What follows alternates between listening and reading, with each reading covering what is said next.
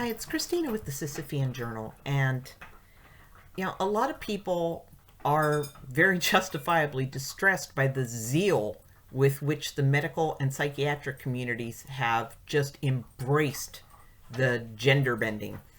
The idea that any kind of gender-related distress should be immediately treated as a sign that the person is either trans or in need of, some kind of affirmation into one of the plethora of newly created genders.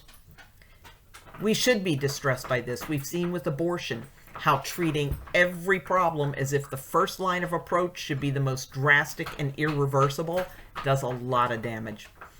So let's look at how the zeal to launch straight into the irreversible played out in the realm of reproductive health care.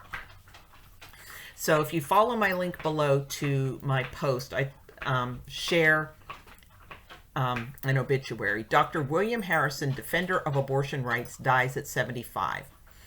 It's a New York Times obituary that sings the praises of a man who, by his own reckoning, performed over 20,000 abortions in his career. Now, the obituary goes straight into the heart of what abortion is and how people get sucked into it. Harrison, if he is to be believed, thought he was helping women. And it's easy to get sucked into that mindset, to fall into the idea that if the woman is distressed at being pregnant, then abortion is the obvious way to help her. You just make her not be pregnant anymore. But is that really the way to help her? But the fact that she's contemplating or even seeking out an abortion surely is a sign that she is distressed. And Harrison saw that distress as evidence of a need for abortion. And I'm going to quote from the obituary. "Oh God, doctor, I was hoping it was cancer." Those words so affected Dr. William Harrison that for years, he said, he could not repeat them. They made him break down in tears. The woman who spoke them, black, poor, and middle-aged, had come in 1967 to the Arkansas hospital where Dr. Harrison was a medical student in obstetrics. A doctor, after examining her swollen belly, had told her she was pregnant. "I was hoping it was cancer." That is a lot of distress. That is a lot of stress. That is a major, major crisis. This woman is in emotional agony. But is this knee-jerk response to just slurp out the baby? Is that necessarily the right one? It has long been known that stress hampers the decision-making process. So we can look at some of the impacts of acute, intense distress on decision-making. The greater the distress, the more likely the person is to choose a risky alternative. The greater the stress, the more likely the person is to make a premature choice without adequately weighing alternatives. The greater the stress, the more difficult it is to think clearly and remain focused. And the greater the fear and frustration caused by the stress, the more likely the person is to choose an aggressive or escape behavior. Now, I ask you, is it the doctor's responsibility to this person's in fight or flight? She wants to flee the situation and fight the fetus? Let's go for it. Or is it the doctor's job to get to the heart of what her problem really is? Because pregnancy is not inherently a distressful thing. If it was, women would not be devastated by infertility. They would not be devastated by pregnancy loss. They would not go to tremendous trouble to become pregnant. Pregnancy itself is not intrinsically horrible. So if the woman thinks that it's just this horrible catastrophe, something else is happening in her life, and that something else is not something that can be cured with methotrexate or a suction cannula. Okay, and that kind of stress, we've all experienced that in our own lives in big ways and small ways. We've screamed at the kids when we should have, sat down and talked to them and handled it calmly. We've quit jobs when we could have effectively addressed the problem at work. We've tried to fix things ourselves, breaking them when we should have waited for an expert to help. None of us hasn't had that experience. Every single one of us in a time of intense stress has done something that seemed like a good idea at the time and then later regretted it. Okay? So remember, during a time of stress, the person tends to think short term, trying to escape the crisis. And when pregnancy is such an intense stressor that the woman is contemplating abortion, she is making her decision under great stress. Just like any other kind of intense acute distress, that means she's more likely to make a risky, premature, ill-thought-out decision based on what seems like the quickest way out of that immediate crisis. Now, that doesn't mean that the pregnant woman is uniquely vulnerable. It just means that she is just as likely to behave like any other stressed out person. And, when you're ready in panic mode and feeling like you have to do something right now. Now, the regret of rapidly going into an abortion as a knee-jerk thing, that is not simple buyer's remorse. It can be a profound, soul-crushing distress that can end in suicide. And if you read or listen to some of the stories of women who, they went in for the abortion with blinders on. They're like, I need to get out of this situation. I need to get out of this situation. I need to get out of this situation. And sometimes even abortion workers will say that the women are sobbing in the recovery room. Why did I do that? I killed my baby. I killed my baby. Can you imagine a greater distress than I killed my baby? That is a far greater distress than I can't cope with this pregnancy. Okay? Before the abortion, the woman's focus is on the immediate distress to the point where there's something she's not seeing. But that's something that she has the remainder of her life to see clearly, but only after it's too late.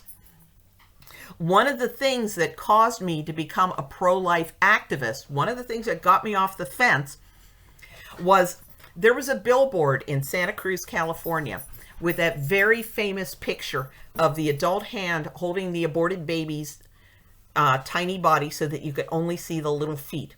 The billboard had that picture and it said aborted 10 weeks into life, and it had the phone number of a pro-life center. The news interviewed the director of a local abortion clinic, and she said, we've been getting hundreds of phone calls from angry women wanting to know why they weren't told this before their abortions. We want that billboard down. That tells you that the abortion clinics are feeding into that fight or flight. They are not taking the time to help the woman gather the information she needs to make a decision based on her own beliefs. Again, part of what pushed me off the fence was that my babysitter was lied to. When her mother brought her in for an abortion she didn't want, and Planned Parenthood reassured her that no, there was no baby, just a blob of tissue like a blood clot. And it wasn't until later, when she wasn't living in her mother's house anymore and she could finally keep her pregnancy, that she got the prenatal books and saw that the 8-week fetus she'd aborted looked very much like a baby and had a beating heart. And this was devastating to her. Hiding information from people when they're in a panic state so that they make a knee-jerk decision, that is not respecting them as a human being. Okay? Women are hardwired for relationships, particularly relationships with their children. And after the immediate crisis is over, after an abortion, it is too late to have a do-over when the reality of what the abortion did sinks in. It's easy to support abortion as long as you are able to ignore the reality of what happens in the woman's body. And it's amazing the lies people can tell themselves to allow them to continue to dismiss this destruction. Again, from Dr. Harrison's obituary. Dr. Harrison readily admitted that he destroyed life, but denied that he killed babies. His view was that an embryo was far from being a human being with a brain. Now, never mind that by the time embryos are big enough to be aborted, they do have brains. And wouldn't you want the woman to know what it is she's destroying so she can decide beforehand, can I live the rest of my life knowing that this is what I destroyed? Shouldn't she be making that decision prior? Shouldn't she have that information prior to making that decision? For my babysitter, for her, when the heart started beating, that was a baby. And aborting it was killing your baby. And she had to live the rest of her life with knowing that she'd let herself be talked into killing her baby. And the idea that, oh, it's going to cause her distress before the abortion. If it's going to cause her distress before the abortion, what's it going to do to her afterward? Do you think you can shelter her the rest of her life from that knowledge? Especially when the idea is, oh, she can always have another baby later. Yeah, and when she sees that ultrasound, or she gets her little what to expect when you're expecting book, and she finds out what it is she destroyed, that information that you kept from her. The distress that she's going to have then when it's too late to go back and undo it, that's going to completely overshadow any distress she would have felt if you gave her that information so she can make a decision that she could live with once that information became clear to her. Now, I add some information below about fetal development. Okay? Now, Harrison performed abortions throughout the first 2 trimesters of pregnancy. So he was unwilling to do the destruction himself after 22 weeks of pregnancy. And it's a time when the fetus, in his words, recognizes maternal sounds such as breathing, heartbeat, voice, and digestion. After that point, and right up to term, he'd refer the women to George Tiller. Why? And again, from the obituary, the higher moral value to Dr. Harrison was salvaging the future of an often disadvantaged girl or woman. But he was assuming that the abortion was salvaging her future. He wasn't there after the baby was dead. And unless she, like half of all abortion patients, returned for another abortion, and perhaps another, and another, and another, and another, that abortion might have freed her just to get into a cycle of poverty, abuse, and abortion. She might manage to avoid another abortion, but still continue to suffer. And I'm going to share some words of women who remained firmly pro-choice after their abortions. And again, you can follow the link to my blog post. I have links to these women's stories, and I'm just going to share one of them, okay? I am pro-choice, but it's the worst feeling in the world to know lying on that table that you can't take it back. I have struggled with depression, flashbacks, anxiety, and a big sense of loss. I also struggle with guilt. The guilt of actually having taken a life. Yes, a life. I believe now that life begins at conception. No, it didn't look like a peanut or a glob of jelly. It had arms, legs, and eyes and moved around, although it was too early for me to feel. I was at 9 weeks. I lost my life after I lost my child. I had to give up my apartment because I was too unstable to stay alone. And the memories, well, they were overwhelming. I nearly lost my job, and it will be a constant reminder. Babies and pregnant women everywhere, every day, commercials, movies, etc. It haunts me, and it goes right into the night. I, like most women who have this thing called PASS, experience nightmares, terrible ones, dead babies, crying babies, you name it. Visit the dream board. I am just letting you know my personal experience. I am a 29-year-old woman who wouldn't recommend this to anyone. This is a woman who is still firmly pro-choice after her abortion, and that's the amount of distress it caused her. And abortion-minded women do change their minds if given the chance. Many of them, when the abortion fails, they change their minds and they want to have the baby.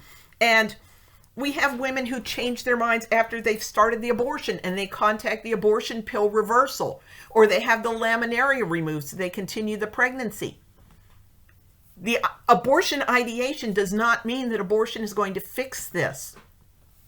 Dr. Alec Bourne, whose activism effectively paved the way for abortion on demand in the UK, later wrote, "Those who plead for an extensive relaxation of the law against abortion have no idea of the very many cases where a woman who, during the first 3 months, makes a most impassioned plea for her pregnancy to be finished, later when the baby is born, is thankful indeed that it was not killed while still an embryo. During my long years in practice, I have had many a letter of deepest gratitude for refusing to accede to an early appeal."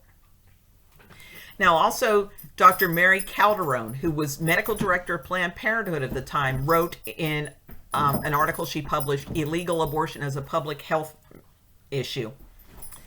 Members of the 1955 Planned Parenthood Conference on Abortion agreed, and this was backed up by evidence from the Scandinavians, that when a woman seeking an abortion is given the chance of talking over her problem with a properly trained and oriented person, she will, in the process, very often resolve many of her qualms and will spontaneously decide to see the pregnancy through, particularly if she is assured that supportive help will continue to be available for her.